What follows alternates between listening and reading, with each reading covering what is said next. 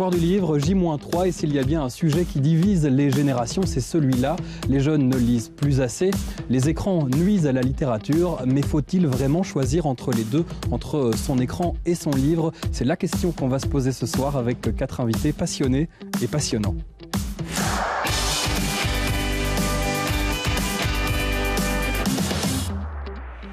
Bonsoir à tous, c'est un nouvel honneur de vous retrouver et de m'entourer de 4 invités d'exception ce soir. Armel Job, vous êtes un des auteurs belges les plus prolifiques de nos temps, on peut le dire.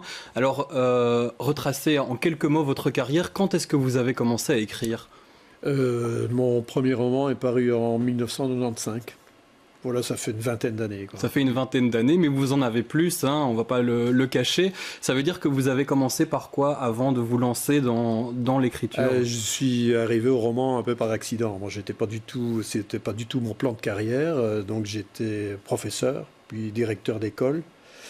Et je dis souvent que c'est quand je suis devenu directeur d'école, n'ayant plus rien à faire, que j'ai commencé à écrire des romans. C'est pas tout à fait vrai, mais enfin...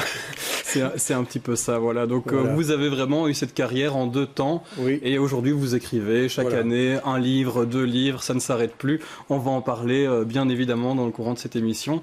Ariane Herman-Debac, bonsoir. Votre métier nous permet aussi de lire finalement et puis de nous faire vibrer parce que c'est ça le principe de la littérature.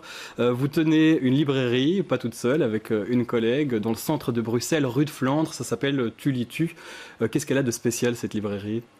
Elle est spéciale dans le sens où on a voulu défendre à la fois le livre québécois, donc le monde culturel littéraire québécois. Donc vous y trouverez des essais, de la philo, des romans, de la bande dessinée, des albums québécois, mais pas que. Après, on le mélange à nos coups de cœur qu'on peut trouver aussi dans les autres librairies. Et puis, on a une grosse section LGBT et une grosse section féministe. Donc, on a voulu aussi donner un côté très militant à la librairie. Et ça marche, hein, du coup. C'est une librairie qui fonctionne. Vous avez des clients. J'espère. Ça va de mieux en mieux. Hein. On n'existe que depuis 4 ans. Et donc, oui, d'année en année, on a de plus en plus de clients, de clientes qui sont fidèles à Tulitu. Alors, Victoire de Changy, bonsoir. On parlait de littérature féministe. J'ai l'impression que votre dernier livre est un petit peu féministe, hein. Il y a en tout cas une volonté de montrer ce que peut faire la femme. Ça s'appelle L'île longue. C'est paru chez Autrement. Voilà à quoi ça ressemble. C'est votre 2e roman. Vous n'avez pas 30 ans et votre plume a déjà frappé 2 fois. Vous avez un petit peu dépassé 30 ans. J'ai 31 ans. Voilà, 31 ans. Vous avez à peine 30 ans. Ça parle de quoi, L'île longue, en quelques mots ? L'île longue, c'est une quête familiale et politique qui se déroule en Iran. C'est la rencontre entre une Européenne et une Iranienne, qui est une toute petite fille, et qui vont partir ensemble à la recherche d'un secret familial. Ça a vrillé en fable politique sans que je le prémédite, et c'est devenu féministe sans que je le prémédite non plus. C'était pas du tout l'intention, mais j'en suis très contente. Il n'y a que des personnages féminins. Oui, ça par contre... C'était voulu ? Je me rends compte que pour le moment, c'est ce que je sais faire. Je suis en train d'écrire un 3e roman où il y a exclusivement des personnages féminins. C'est pas un choix, mais ça se passe comme ça. Alors avant d'être passionné d'écriture, hein, vous le dites, c'est un peu ce qui vous fait vivre aussi. L'écriture, c'est comme ça que vous vous exprimez. Est-ce que vous êtes aussi une passionnée de lecture ? Bien sûr, ça va de pair. Ça va de soi. Armel, vous êtes d'accord ? Quand on écrit, c'est qu'on aime lire ? J'imagine pas un auteur qui ne serait pas un grand lecteur. Ça me paraît évident. Des grands lecteurs, est-ce qu'il y en a encore parmi les jeunes ? Il a à peine 20 ans, lui, c'est François Kuhn. Bonsoir François. Bonsoir. Alors vous êtes ce qu'on appelle un bookstagrammeur. Qu'est-ce que ça veut dire en quelques mots ? En quelques mots, en fait, je parle de livres sur le réseau social Instagram. Le principe d'Instagram, c'est de mettre en scène le livre avec une chronique. En quelques mots. 2000 caractères, en dire très peu pour donner envie de lire. On voit votre fil Instagram qui défile sur notre écran. Il y a beaucoup de photos de livres, de photos, quelques photos de vous, et puis des photos avec des auteurs, avec des autrices, parce que vous les rencontrez, vous faites des interviews que vous partagez à votre communauté. Combien de personnes qui vous suivent ? Bientôt 6000, je crois. Je n'ai pas les chiffres exacts, mais bientôt 6 000, mais je sais que mes publications sont en moyenne visionnées 30 000 fois par semaine. Et qui est cette communauté qui vous suit? C'est très très large, mais je sais que mon public cible, ça va de 18 à 35 ans, pour la majorité. Qu'est-ce qu'ils vous disent? Pourquoi ils aiment vous suivre? Est-ce qu'ils aiment encore la lecture? Est-ce que les écrans qu'on a là en poche, les smartphones, nous font un peu disparaître l'envie de lire? En fait, ce qui est bien avec cette communauté-là, c'est qu'au départ, on pense juste poster un avis, mais on ne se rend pas compte de l'après. On reçoit une quantité de messages, et on est plusieurs à pouvoir le dire, on reçoit une quantité de messages où ils ont envie de lire, où ils vont aller acheter le livre, et ça, c'est la meilleure chose qu'il puisse y avoir. Parce qu'aujourd'hui, c'est votre métier, hein, oui, ce Bookstagram, c'était le projet de votre mémoire à la base, et aujourd'hui, vous en vivez, quoi. Je n'en vis pas du tout, non. J'ai des contrats à côté, ça m'ouvre des portes, c'est clair. Des contrats avec des maisons d'édition, toujours dans le domaine de la littérature? Non, par exemple, là, je suis community manager de la Foire du Livre. Donc ça reste dans le domaine de la littérature. Oui, mais sinon, non, je n'en vis pas du tout. Il y a des partenariats, il y a des collaborations avec des éditeurs, mais non. Et à quel point vous voudriez en vivre? Parce que peut-être qu'en vivre, ça veut dire que vous allez devoir travailler avec des maisons d'édition et peut-être pas forcément dire ce que vous avez envie de dire sur le livre. Vous perdez un peu d'objectivité, c'est possible? C'est délicat parce que là... Je me vois mal demander un contrat avec un éditeur dans le sens où je reçois déjà énormément de livres gratuitement. Quand j'ai commencé mon projet d'un bookstagrammeur, je pensais rien recevoir. Le jour où j'ai reçu mon premier livre d'une auteure autopubliée, j'étais comblée. Puis après, la suite s'est enchaînée, mais je ne me vois pas du tout demander des contrats à des éditeurs. Armelle et Victoire, est-ce qu'il faut travailler aujourd'hui avec ce qu'on appelle des influenceurs, des gens qui maîtrisent les codes des réseaux sociaux pour pouvoir partager et faire la promo? Parce qu'on sait que ça fait partie du boulot d'un écrivain, d'une écrivaine, de faire la promo de ce qu'on écrit en tout cas. Je pense qu'on ne peut plus passer à côté, effectivement. Je pense que la presse est malheureusement de moins en moins lue, que les jeunes gens sont de plus en plus sur leurs écrans et que donc c'est un canal assez idéal pour pouvoir se faire connaître. Après, moi, personnellement, j'ai pas tendance à contacter directement des bookstagrammeurs, mais j'espère que mon éditeur le fait. Je pense que c'est indispensable aujourd'hui, oui. Armelle, vous travaillez aussi? Personnellement, je ne m'occupe pas vraiment de la promotion de mes livres. Donc je pense que c'est le travail. Ça passe par une attachée de presse. Voilà, et qui a d'ailleurs envoyé le livre. Donc voilà votre dernier livre, Une drôle de fille, ici paru aux éditions Robert Laffont cette fois. Il a été envoyé par exemple à François, comme quoi ça marche et il y a des liens qui se font parce que ça reste un canal de communication important. Ariane, vous l'utilisez? Est-ce que vous aussi vous êtes vous-même sur les réseaux sociaux? Parce que vous utilisez ça pour faire la promo de votre librairie? C'est indispensable. En fait, on fait beaucoup. Donc, j'ai un site internet, mais là, c'est plus classique. Puis, en effet, tous les jours, en fait, j'essaie de faire une publication sur Facebook ou bien mais sur Instagram un peu moins, parce que j'avoue que je maîtrise moins. Et puis, je suis toute seule aussi à la librairie, donc il faut arriver à gérer. Il faut quand même s'occuper aussi de la librairie. Mais c'est vrai que sur Facebook, dès que je poste quelque chose, j'ai tout de suite des réactions, tout de suite des gens qui mettent « tu m'en mets un de côté, ça a l'air super », qui font des références à d'autres gens, qui font des interpellations. Donc c'est clair que c'est votre manière de promouvoir aussi les événements que vous organisez à la librairie. Oui, c'est sûr, c'est sûr. Bon, il y a le bouche à oreille, mais c'est vrai que les réseaux sociaux sont vraiment super importants pour les librairies. Victoire et Armelle, vous êtes aussi assez présents sur les réseaux sociaux, hein. Vous écrivez, mais pas seulement dans des livres, et on peut retrouver des écrits aussi. Comment vous différenciez ce que vous écrivez sur les réseaux sociaux, sur votre page Facebook et dans un livre? À quel moment on peut parler, quelle est la différence de votre rôle d'écrivain là-dedans? Moi, j'ai commencé par écrire sur Internet. Donc, moi, j'avais un blog quand j'avais 13 ans et ça a continué comme ça jusqu'à ce que... Oui, je vais pas vraiment... Enfin, ceci dit, maintenant, je vois moins l'intérêt, justement, maintenant que j'écris des livres. Disons que l'écrit sur Internet est beaucoup plus spontané. que l'écrit dans des livres est plus réfléchi, plus travaillé, et que les deux ont du charme, et je prends beaucoup de plaisir à faire les deux. Armelle, pareil, vous n'hésitez pas à partager une réflexion ou une autre sur votre page. J'essaie de publier un petit texte d'une dizaine de lignes, parfois un peu plus long, toutes les semaines. C'est une manière de garder le contact avec mes lecteurs, mais ça n'a pas nécessairement une relation directe avec ce que je suis en train d'écrire. Ce sont des réflexions générales ou des petites histoires. Voilà. Ça permet, je crois, de garder une relation un peu privilégiée avec les gens qui aiment bien ce que je fais. Ça vous permet peut-être aussi d'écrire plus sur l'actualité, les moments présents, tandis que vos livres sont... J'aime pas trop parler de l'actualité parce que je trouve qu'il y a trop de gens qui se mêlent de n'importe quoi. Non, j'essaye de faire plutôt des textes littéraires, plus généraux, peut-être philosophiques quelquefois, enfin si c'est pas trop prétentieux. On va retracer votre carrière, on l'a déjà fait en quelques mots tout à l'heure, mais dans vos livres, c'est toujours des histoires, des thrillers presque, ça se passe très souvent en Ardennes belge, c'est là d'où vous venez, et je vous poserai la même question, Victoire. Est-ce que c'est important d'écrire sur les lieux qu'on connaît ? Pour moi, oui, en tout cas.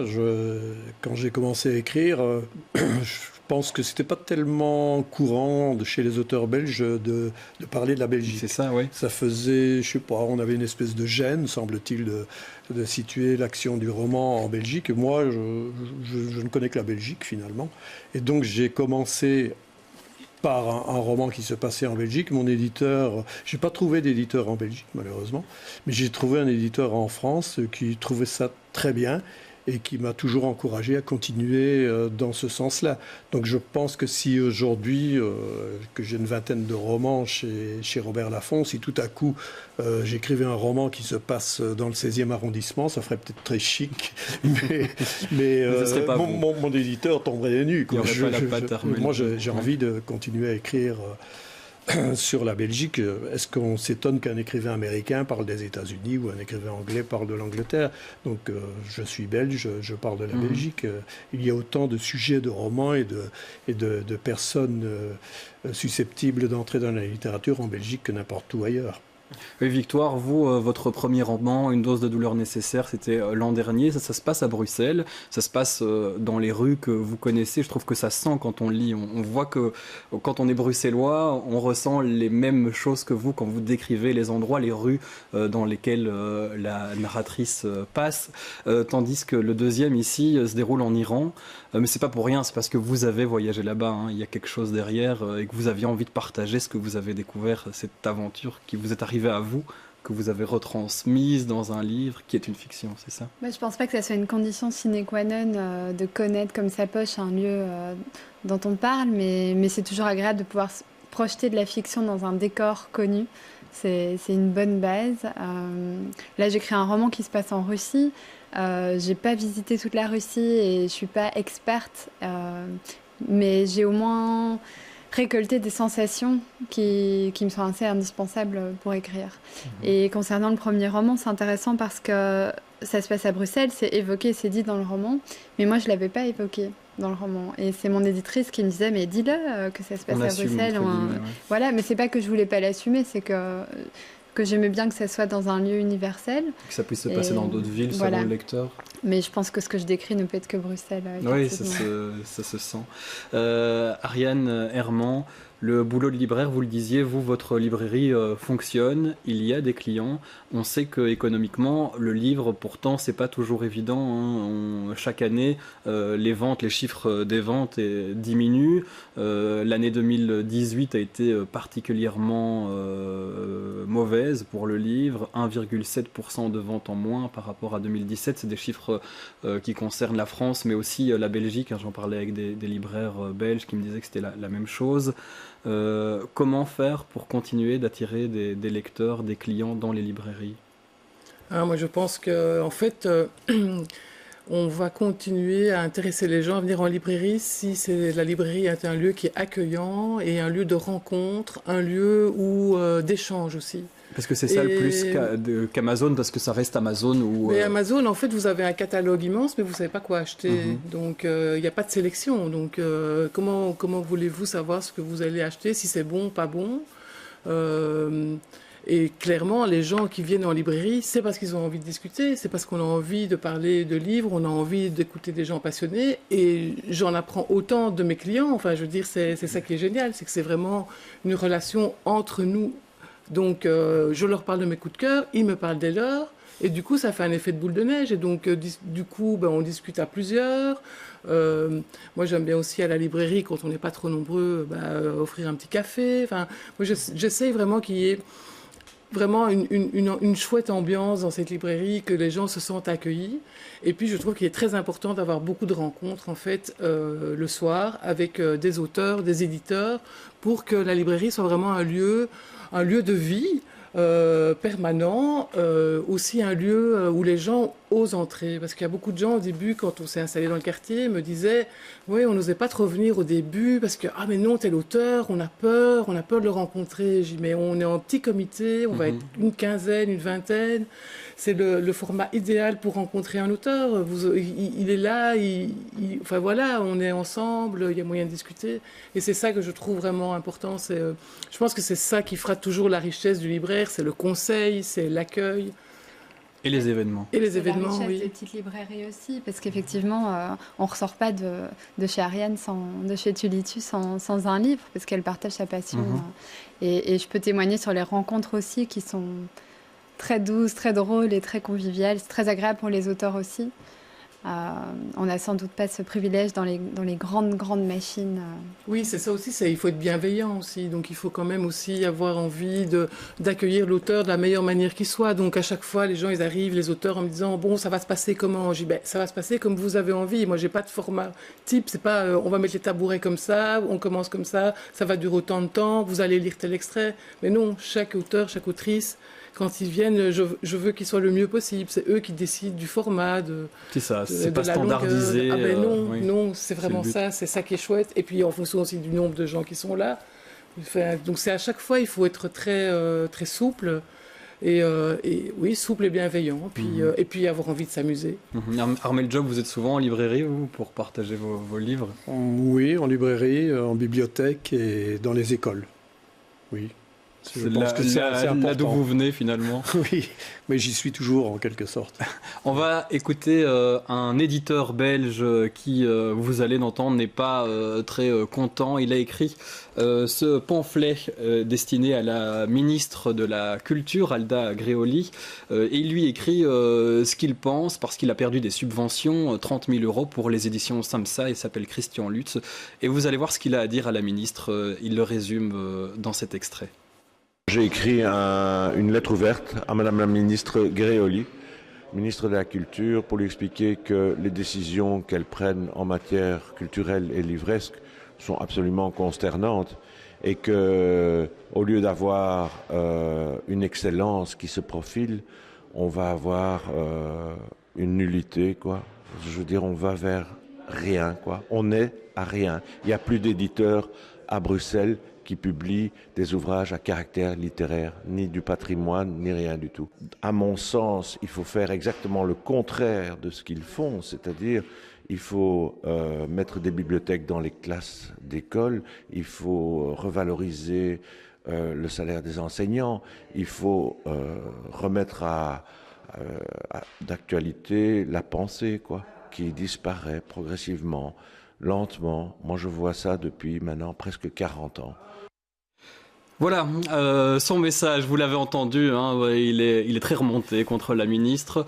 Qu'est-ce que vous en pensez tous de ce message? C'est un éditeur en particulier, la ministre lui a répondu via la presse, hein, elle a dit, ben voilà, c'est le cas d'un éditeur, mais on continue de soutenir les éditeurs en Belgique. Après, dans les faits, on remarque que les éditeurs belges et bruxellois, en tout cas, disparaissent, c'est vrai, c'est un fait. Quelle question? En fait, ce qui est clair, c'est qu'il y a des éditeurs qui disparaissent, ça c'est vrai, mais il y a pour plein de raisons différentes. Par exemple, Luce Vilquin, il n'y a pas longtemps, elle a annoncé qu'elle arrêtait son activité, parce que pour juste des raisons de santé et un choix personnel. Je pense que c'est un métier d'éditeur de métier, c'est un métier qui est très dur. Je pense qu'il y a beaucoup d'éditeurs qui n'en vivent pas. Après, moi maintenant je suis libraire et donc je ne suis pas vraiment au fait non plus de leur mode de vie. Je discute pas beaucoup avec les éditeurs, enfin les éditeurs belges, à part je suis assez proche par exemple d'Anne Delou du Frémoc, ou de Esperluette, où les gens du Frémoc, ce sont des éditeurs qui je pense eux se sentent soutenus. Et on arrive à faire du travail magnifique. En tant qu'auteur, pourquoi vous allez plus vers des maisons d'édition françaises? Simplement parce qu'il y a plus de lecteurs après? Moi, je peux dire que je suis arrivé en France un peu par hasard. Quand j'ai écrit mon premier roman, j'étais tout à fait preneur d'un éditeur belge, mais je n'ai pas trouvé d'éditeur en Belgique. Donc, je suis parti en France. Je pense que dans le public en Belgique, enfin, j'imagine que les libraires seraient d'accord avec moi, mais il y a aussi une fascination du public belge pour les grandes maisons d'édition françaises, qui est certainement regrettable pour nos éditeurs belges qui font, je pense, de l'excellent travail. Mais, Victoire, vous pensez pareil? Mais de mon côté, ça me semble, parce que la première réponse positive que j'ai reçue pour mon premier roman venait d'un éditeur belge qui m'a dit voilà, je trouve ça vraiment bien et je le publierai, mais je te conseille de commencer par un éditeur français parce que c'est extrêmement dur de publier des premiers romans chez un éditeur belge pour des questions de visibilité. C'est ça, c'est la principale raison, quoi. Oui. François, vous travaillez de près ou de loin avec des maisons d'édition, on le disait tout à l'heure, elles sont plutôt belges ou françaises? Françaises. Pour la plupart, je pense avoir 2 partenariats avec des éditeurs belges. C'est Dupuis et On Lit. Je pense que c'est les 2 seuls et j'aimerais beaucoup rentrer en contact avec des éditeurs belges parce que je suis très fière d'être belge. Et je pense que la foire du livre cette semaine va justement me donner l'opportunité de rencontrer des éditeurs belges et de leur présenter justement ce que je fais. La foire du livre, ça commence dans 3 jours. Ouais. À quoi ça sert d'aller à la foire du livre? À beaucoup de choses. Mais premièrement, à rencontrer des auteurs. Moi, c'est là-bas que j'ai fait mes premières rencontres avec des auteurs que j'admire, entre autres Amélie Nothomb. Et ça sert surtout à se créer des opportunités, à voir des gens qu'on n'a pas l'habitude de voir, à se faire des nouvelles connaissances, rentrer dans le milieu littéraire d'une façon ou d'une autre. Et c'est l'événement immanquable pour les amoureux de la littérature. Ariane, vous y serez aussi en tant que libraire, évidemment? Moi, j'y serai surtout pour rencontrer les éditeurs. Puis, vu que chez Tulitu, on défend le livre québécois, je vais beaucoup accompagner en fait les éditeurs et les auteurs québécois à Bruxelles, leur montrer combien notre ville est belle, et puis un peu leur faire découvrir aussi le milieu du livre belge francophone. Est-ce que vous avez un conseil pour les visiteurs, les lambda qui se rendent à la foire du livre? Comment retirer la meilleure expérience possible quand on y est? Pour pas s'embêter, parce qu'on n'est pas dans une librairie comme dans la vôtre où on peut avoir des conseils. Oui, moi je pense que ce qu'il faut faire vraiment, c'est regarder le programme et en fonction du programme, choisir les événements qui nous intéressent le plus. C'est comme ça qu'il faut faire. Si vous êtes un passionné de bande dessinée, regardez quels auteurs viennent. C'est comme ça qu'il faut faire. Si vous dites, ça m'intéresserait de voir ce que c'est des auteurs de polar ou des auteurs, on n'est pas obligé non plus de mettre des noms sur les auteurs qu'on veut rencontrer. Il y a beaucoup de rencontres à la foire cette année, comme tous les ans, avec des thématiques passionnantes. Et c'est vraiment en fonction du programme, je pense qu'il faut vraiment... il y a des rencontres aussi d'autrices ensemble, d'auteurs ensemble. Vous en faites une Victoire ce dimanche. Vous serez face à une autrice québécoise, hein, c'est bien ça? 2 autrices québécoises. 2 autrices québécoises. Je ne pouvais pas rêver mieux. Et quel est le principe de la rencontre? Pourquoi on vous a choisi, vous, pour ça? C'est 3 livres qui parlent pas mal d'étrangers. Je pense que c'est sur le thème plutôt de l'exil. Ils ont estampillé ça 3 femmes puissantes. Alors j'étais très fière d'être qualifiée de femme puissante. La bruxelloise puissante. Voilà, mais je suis vraiment ravie d'être entourée de Québécois. C'est aussi un pays que j'ai dans le cœur et dans lequel il y a une bienveillance aussi, puisqu'on parlait de bienveillance évidente. Vous allez aussi profiter de ce moment à la foire du livre pour faire dédicacer votre livre. Oui. Alors en tant que jeune autrice, comment vous le vivez, cette rencontre avec les lecteurs? Mais je suis contente que ça ait lieu parce que c'est important, mais je le redoute évidemment. Je redoute d'être à côté d'une tête d'affiche qui aurait une file de 20 km et d'être toute seule de mon côté. Mais je vais le prendre avec philosophie et je suis sûre que ce sera l'occasion de faire de belles rencontres. Et on conseille à tous les téléspectateurs d'aller voir Victoire ce dimanche. Et pourquoi pas passer voir Armelle, parce que vous y serez aussi dimanche, justement. Non, pas dimanche, c'est samedi. Un samedi, vous. Samedi après-midi. Samedi après-midi. Voilà. Et alors, comment s'organisent vos rencontres? Vous, avec le nombre de livres que vous avez publiés depuis 20 ans, vous avez votre public qui vous suit, qui aime vous lire, qui aime rentrer dans vos histoires. Mon éditeur s'arrange toujours pour que mon nouveau roman sorte à la veille de la foire de Bruxelles. Donc c'est le cas encore cette année. Par conséquent, je pense que j'ai quand même quelques lecteurs qui aiment bien ce que je fais, qui vont venir me voir. Pour moi, c'est l'occasion d'un échange, c'est une question de politesse. Je suis toujours très content de rencontrer des gens qui apprécient mon travail. Est-ce que parfois, à la foire du livre, dans ce genre de moment dédicace, on a aussi des critiques plutôt négatives de la part de lecteurs? Que ça arrive, ou comment en tout cas vous percevez les critiques négatives qu'elles vous arrivent peut-être via la presse ou via des bookstagrammeurs? Moi je voulais parler de ça à propos des bookstagrammeurs justement. Je trouve ça fondamental le travail que les bookstagrammeuses et meurs font. Je trouve que ça donne une visibilité qui n'existe plus autour de la littérature. Et c'est ce qui permet aussi de donner envie de lire aux plus jeunes, à la plus jeune génération. Ça donne envie de lire à des gens qui lisent même plus, donc ça c'est vraiment magnifique. Après, je trouve aussi que parfois ça manque un peu de bienveillance, et comme c'est lancé dans l'air et visible pour tout le monde... C'est le problème des réseaux sociaux, en général. C'est le problème des réseaux sociaux. Il n'y a pas beaucoup de filtres. Comme avec les hashtags, en plus, tout le monde peut se retrouver et retrouver ce que tout le monde dit. Je trouve que parfois c'est un peu violent.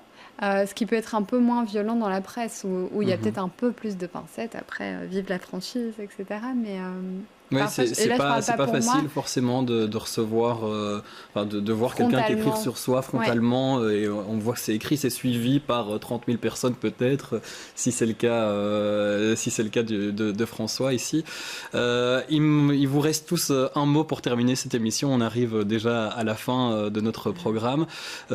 François, on peut vous retrouver sur Livraison de mots. Oui, c'est ça. C'est le titre de votre Instagram. Vous êtes aussi sur Facebook, sur les autres médias. J'ai un site internet depuis très peu parce qu'on m'a dit si un jour Instagram ça fait un flop, qu'est-ce que tu deviens? Et donc il y a quand même un site internet, livraisondemots.com. Voilà, vous Ariane, on retrouve aussi toutes les infos de Tulitu sur Facebook principalement, c'est là que vous partagez vos rencontres. Vous avez un site internet, tulitu.be. Oui. Et alors on vous pourra .eu. Voilà, parce que vous êtes européenne. Et alors je rappelle les deux ouvrages à lire, c'est mon conseil de la soirée. L'île longue de Victoire de Changy, paru aux éditions Autrement, magnifique voyage en Iran, l'histoire d'une aventure féministe en plus, et puis Une drôle de fille d'Armelle Job, le dernier roman du prolifique Armelle Job, et c'est à nouveau un thriller, une histoire de secrets, de rebondissements, plein de suspense, et c'est paru aux éditions Robert Laffont. Je vous remercie d'avoir participé à cette émission, je vous souhaite bonne chance toutes et tous à la foire du livre, et je vous retrouve très bientôt sur BX1 pour un prochain numéro de C'était mieux maintenant.